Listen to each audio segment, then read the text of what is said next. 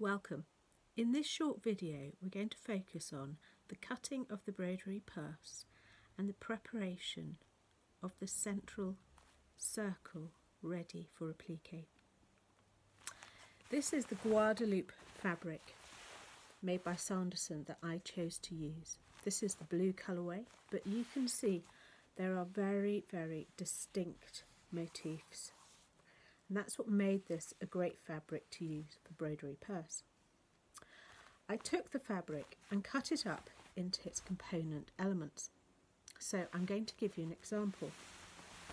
If I find a part of the fabric that has the parrot, you can see if I lay on a different colourway how I cut out that motif, so that I had a minimum of a 1/4 inch seam all the way around. So having cut my fabric up, I can go to my base.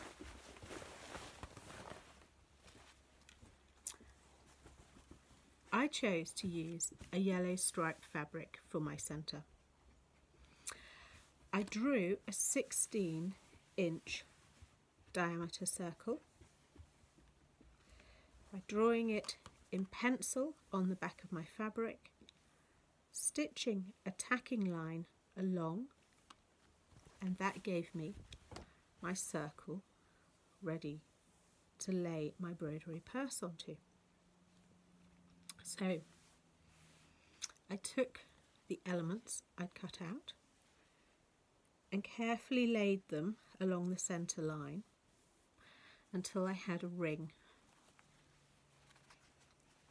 of stems with leaves and flowers. Once I was happy with the position of them all, with at least a 1/4 inch overlap over elements, I tacked them onto my fabric. Like this, just with big tacking threads. This secures the fabric in place.